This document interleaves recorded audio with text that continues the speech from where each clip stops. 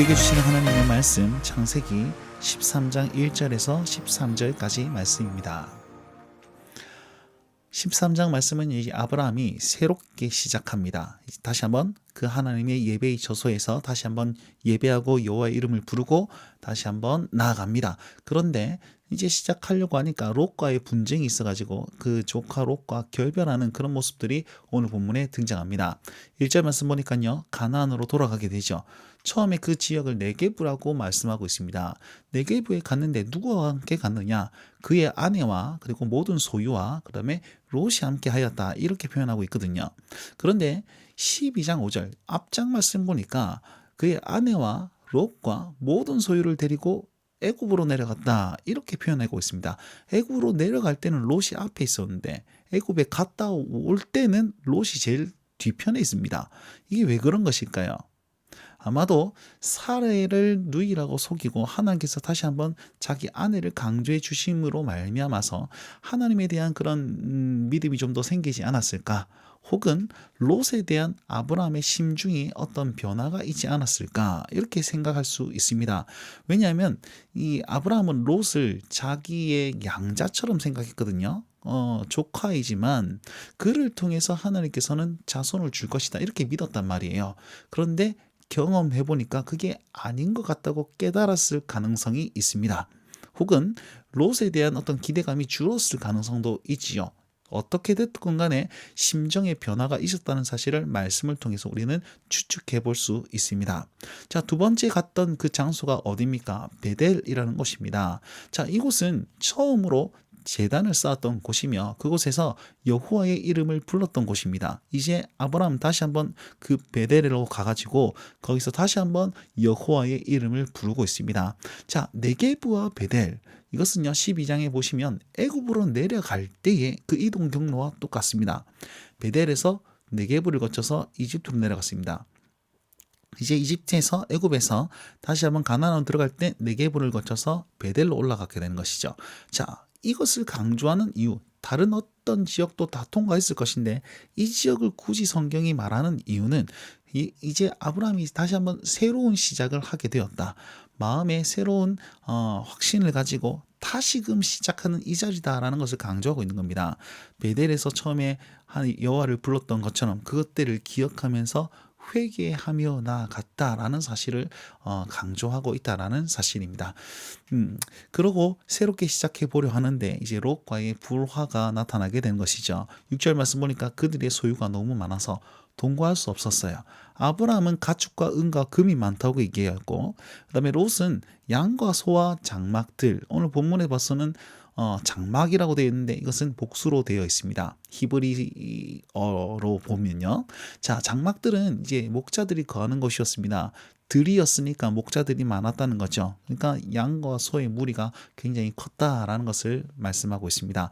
자, 이 재물 때문에 목자들이 서로 다투는 거죠. 아브라함의 목자와 그 다음에 롯의 목자가 다투기 때문에. 그리고 두 번째 이유는 가나안과 브릿 사람도 거기 거주하였기 때문에 이제 결별할 수밖에 없었다, 이렇게 얘기하고 있는데, 가나안과 브릿 사람을 그 언급하는 이유는 위험 요소가 충분히 있다라는 것과 그 다음에 같은 민족, 이제 이스라엘 민족, 그 아브라함과 롯이 같은 민족이다라는 것과 대비하는 그런 차원에서 이것을 기록하지 않았을까, 이렇게 볼 수 있습니다. 자, 1절부터 7절까지는 이제 아브라함의 새로운 시작을 바라보았죠. 우리의 새로운 시작은 어디서부터 시작되어야 됩니까? 바로 여호와를 부르는 것, 그 다음에 여호와께서 주신 그 은혜의 자리로부터 시작되어야 된다는 것, 이것을 우리는 알 수가 있습니다. 8절부터는요 롯이 분가하고, 근데 거기 아브라함이 어떤 결정을 하는지가 잘 나타나 있는데요, 아브라함이 결정을 하죠. 우리는 한 친족이다, 그러니까 서로 다투지 말자, 다투지 않기 위해서 분가시킵니다. 그러니까 나를 떠나가라 이라고 먼저 얘기를 하고 있거든요. 두 가지를 얘기하는데 첫 번째가 나를 떠나라는 것입니다. 앞서 말씀드렸다시피 아브라함은 롯에 대한 기대가 컸습니다. 양자로 생각하고 언약의 자손이 그를 통해서 나에게 주어질 것이다 생각했거든요. 그런데 이렇게 얘기하는 이유는 추측해 보건대 자손을 주시는 하나님을 더욱더 신뢰하지 않았을까라는 것과, 두 번째, 롯도 하나님의 약속을 성취할 자로 인정해 주는 것 아닐까라고 생각해 볼 수 있습니다. 이때까지 롯은 내 품에 두고 나를 복되게 할 자다, 나에게서 뭘 자손을 줄 자다, 이렇게 여겼단 말이에요. 근데 돌이켜 보니까 얘도 하나님의 사람이고 같은 친족이니까 여기에서도 복이 있고 여기에서도 복이 있을 것이다, 막 이렇게 생각해서 롯에 거의 얽매였던 그런 자기 인생을 자유롭게 해주면서 롯을 통해서 이루실 하나님을 기대하지 않았을까. 여러분, 이번 후자가 아마도 이런 추측을 할 수 있을 것 같습니다. 왜냐하면 사례에 대해서 사례가 이제 출산할 것이다, 이런 기대와 믿음 이 벌써부터 있었을 것이다, 그렇게 생각하지 않습니다. 왜냐하면 나중에 다시금 사라를 또 누이라고 속이지 않습니까?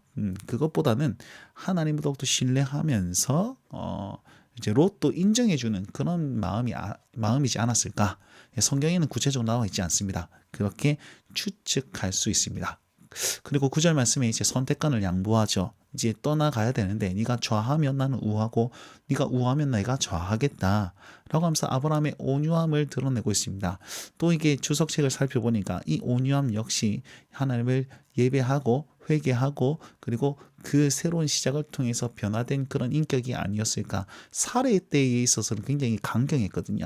네가 자신을 누이라고 해라라고 강하게 얘기했는데, 이제는 한 걸음 물러서서 이제 선택권을 주고 있는 그런 온유함이 나타났기 때문에 이렇게 생각을 했다라고 이제 연구를 해보았습니다. 자, 그렇다면 롯은 어떻게 결정합니까? 자, 10절 말씀 보니까 눈을 들어 바라본즉 보이는 대로 결정했다는 뜻입니다. 소돔과 고모라를 보았으니 여호와의 동산 같았고 애굽 땅 같았더라, 이렇게 얘기를 하거든요. 자, 여호와의 동산, 에덴 동산의 결말이 어떻습니까? 범죄에서 추방당했었죠. 애굽 땅은요, 굉장히 수치와 그런 어떤 힘든 과정을 거쳐서 왔는데 롯이 보기에는 애굽 땅이 굉장히 좋은 땅이었던 것 같습니다. 아브라함의 입장에서는 거기는 수치의 땅이었어요. 근데 롯은 좋은 땅으로 여기고 있다라는 사실입니다. 이미 마음에 눈에 보이는 대로 이익대로 행동하고자 하는 그런 마음의 중심이 있었다는 것이죠. 결국 그가 그 땅을 요단 평지를 선택하여서 동으로 옮깁니다. 자, 여기서 동으로 옮겼다는 사실이 또 중요한 것인데, 여러분 1장부터 13장까지 동으로 옮겼다, 동으로 이동했다라는 것이 4번 등장하거든요.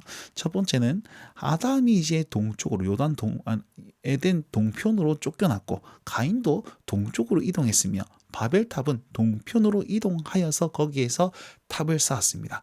이건 뭐 전부 다 하나님과의 거리가 멀어지는 것이고 타락에 대한 어떤 계시적 아니면 상징적인 그런 부분이었다는 것이죠.